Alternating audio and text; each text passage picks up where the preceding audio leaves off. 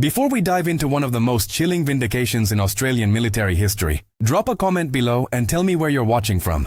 This story needs to be heard around the world. February 19th, 1942, 9:58 a.m. Darwin, Australia. The sky turned black with Japanese bombers. Not a small raid, not a probe. 188 aircraft. More bombs dropped on Darwin in that single morning than fell on Pearl Harbor.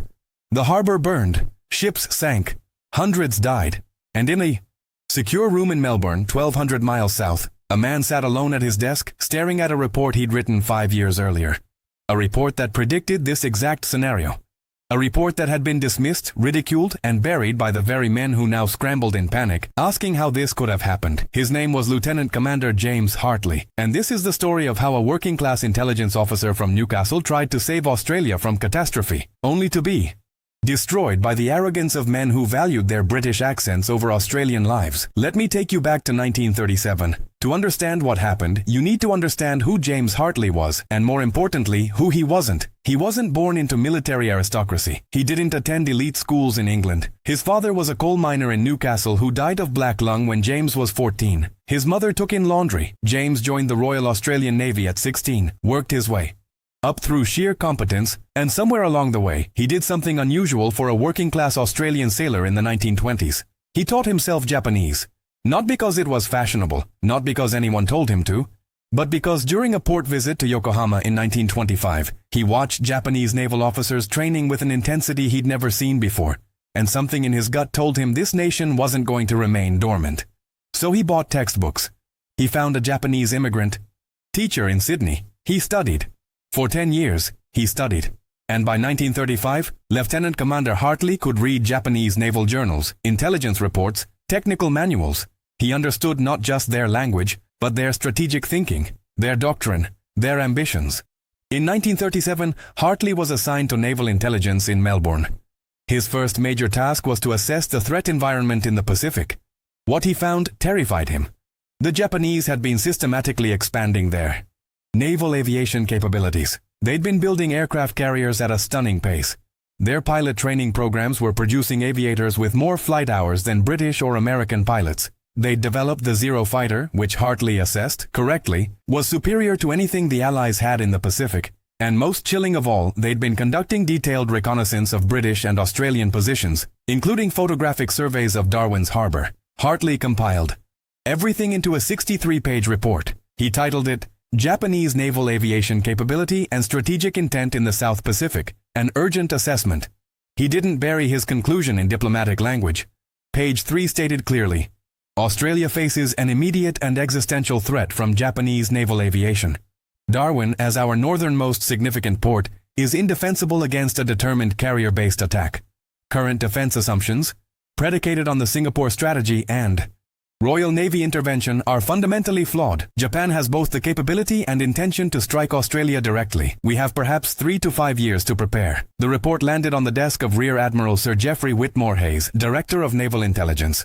Sir Geoffrey was everything Hartley wasn't.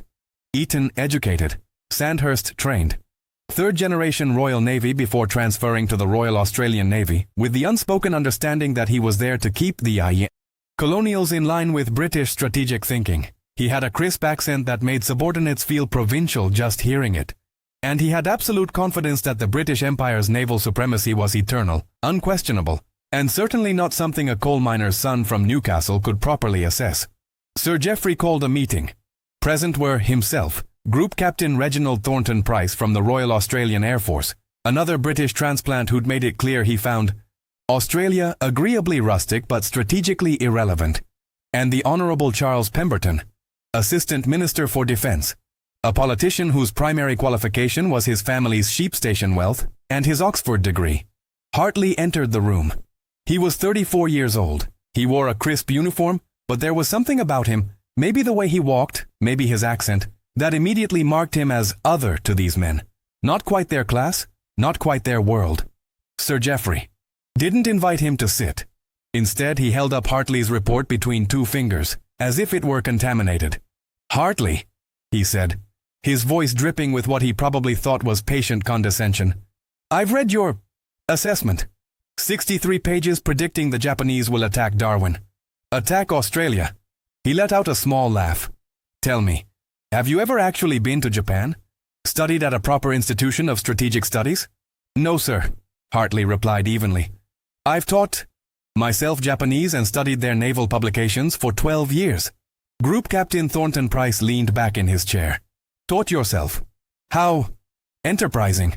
The word was coated in mockery. And based on this self-education, you've concluded that you understand Japanese intentions better than the British Admiralty, better than the chiefs of staff in London, better than men who've spent their entire careers in strategic analysis. Sir, with respect, the British Admiralty is focused on the Atlantic and Mediterranean. They're not reading Japanese technical journals. They're not seeing what I'm seeing. Charles Pemberton spoke up, his tone almost gentle, which somehow made it worse. Lieutenant Commander, we appreciate your enthusiasm, truly. But you must understand the bigger picture. Singapore is the Gibraltar of the East. The Japanese wouldn't dare challenge British naval supremacy. And even if they had some suicidal impulse to try, the Royal Navy would… Sir, Hartley's voice cut through, firm but respectful. The Royal Navy is stretched across the globe.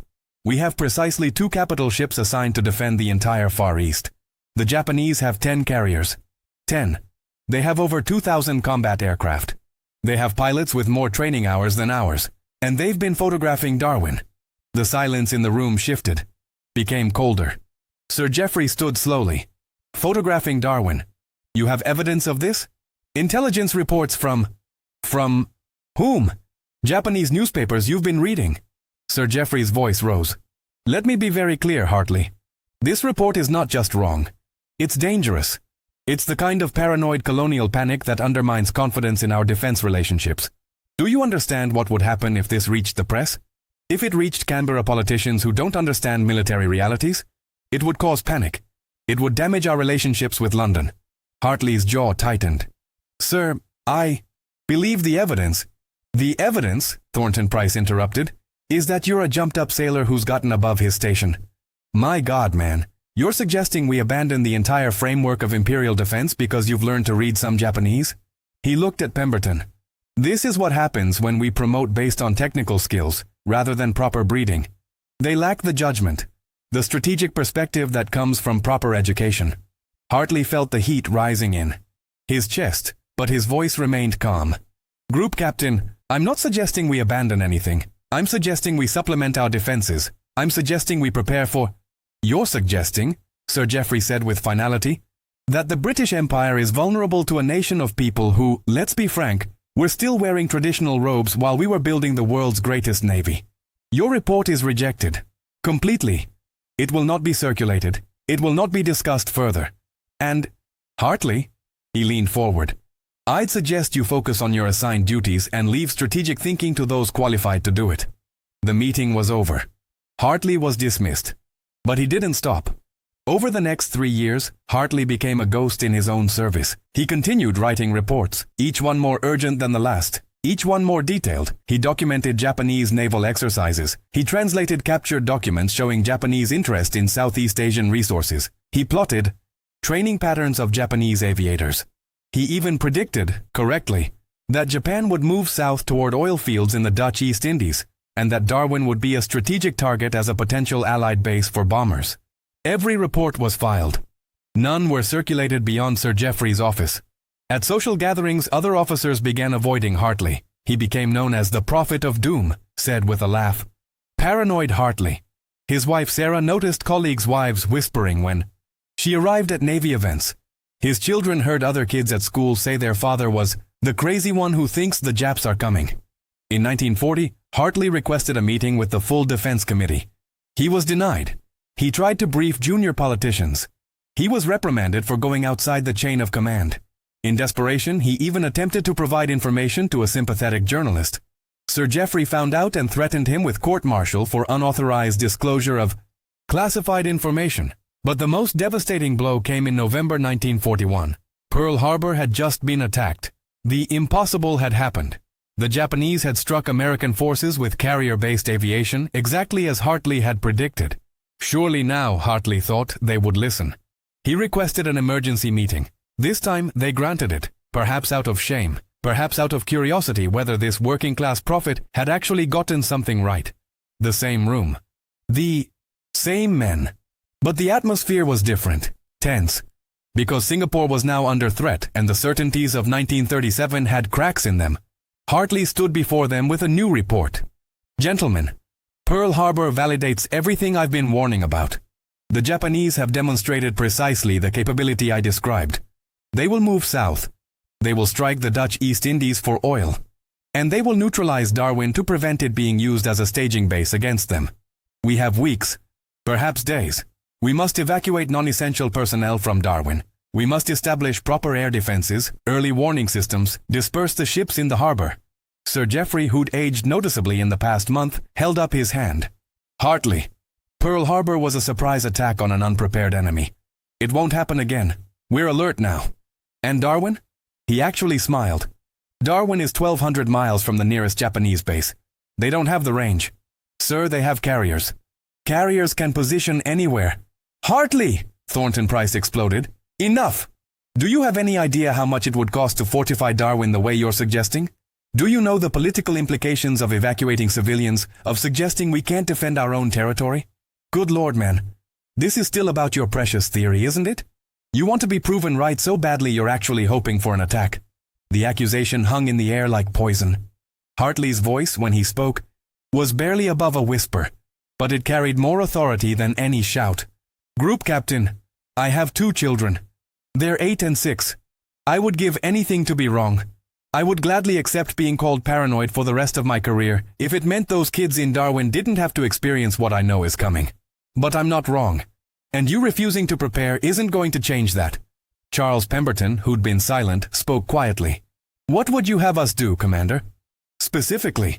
For a moment hope flickered. Hartley pulled out photographs, maps. Disperse the ships. They're clustered like targets. Establish radar stations. We have the technology. Create a proper fighter defense, not the token force we have now. Most importantly, evacuate civilian women and children. If I'm wrong, it's an expensive drill. If I'm right, we save lives. Sir Geoffrey stood. The answer is no. We will not create a panic based on the paranoid fantasies of a... He caught himself.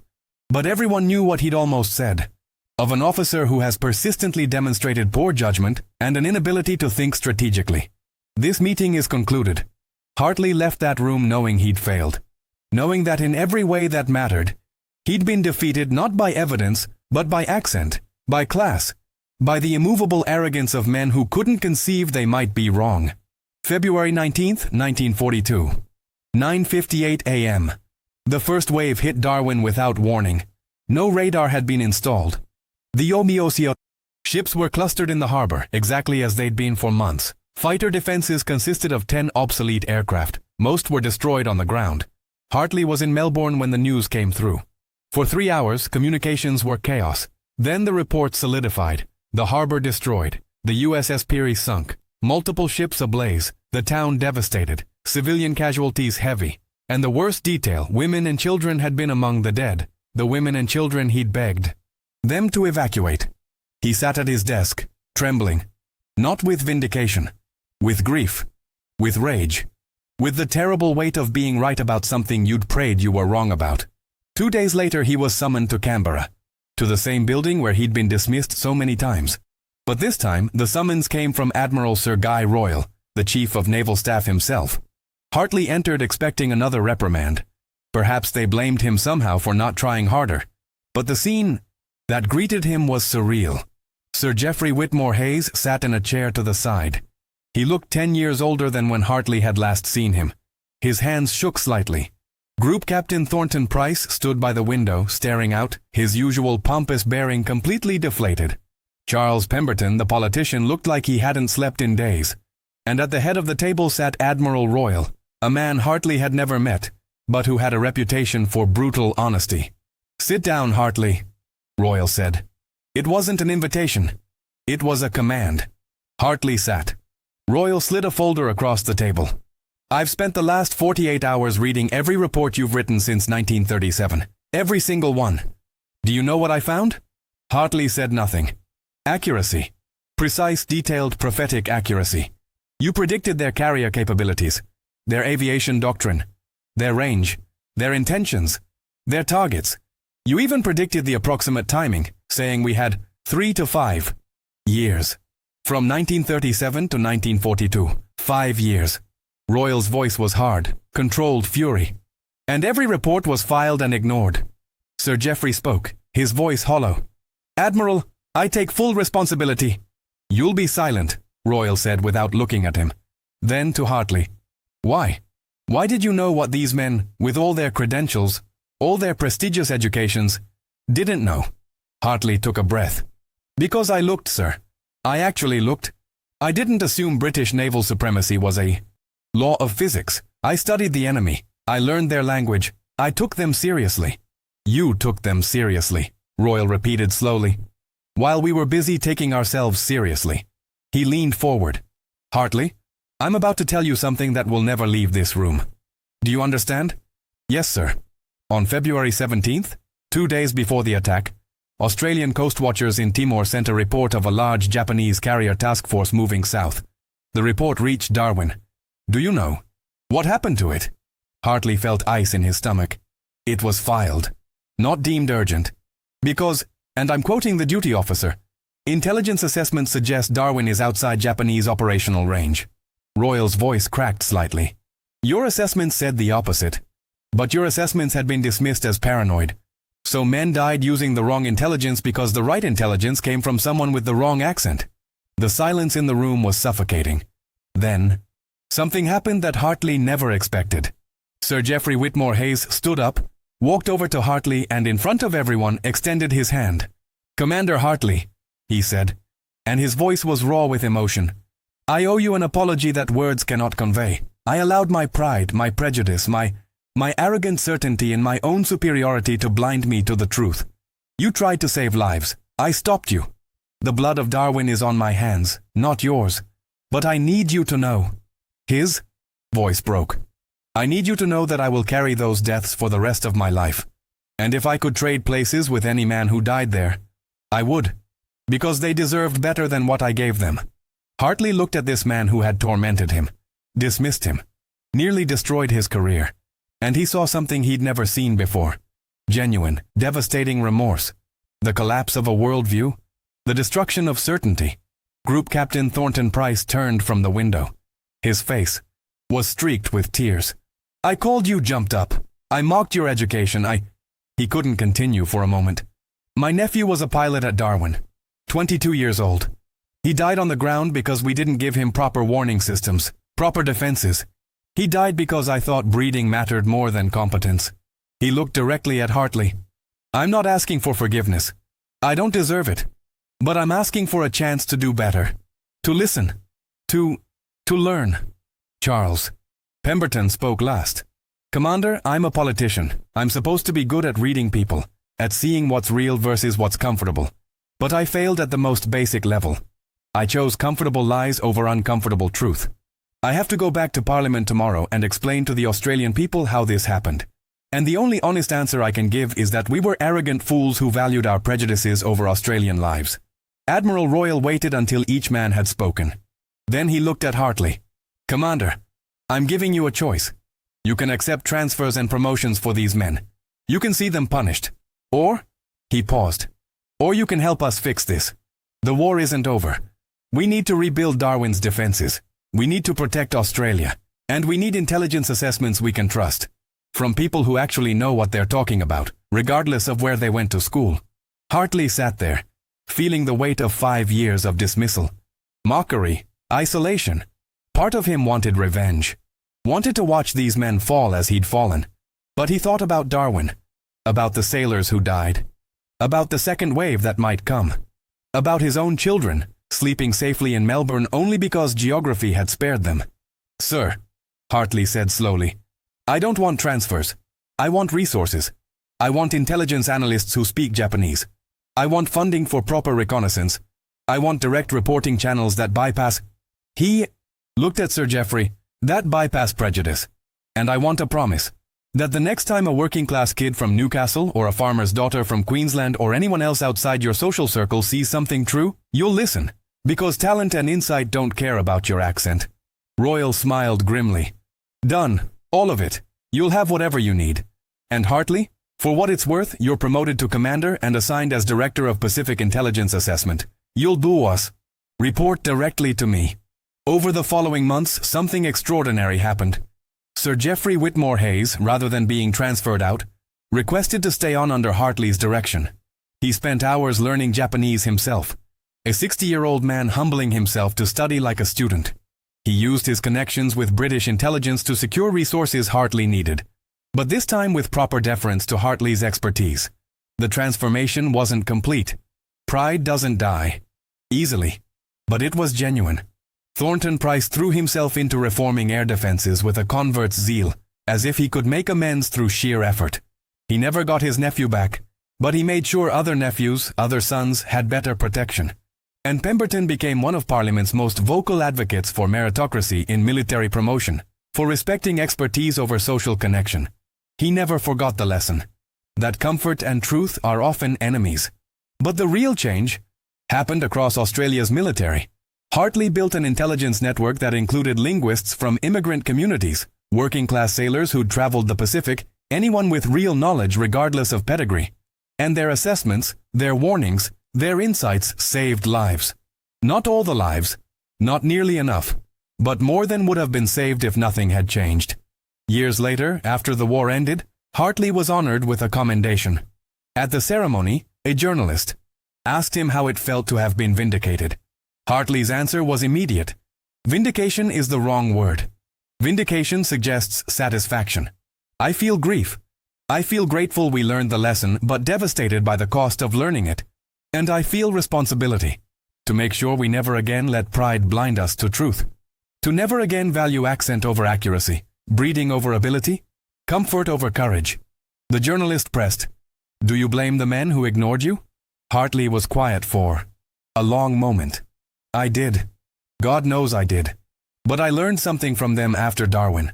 I learned that transformation is possible, that even men steeped in prejudice and arrogance can, when confronted with the consequences of their choices, choose to change."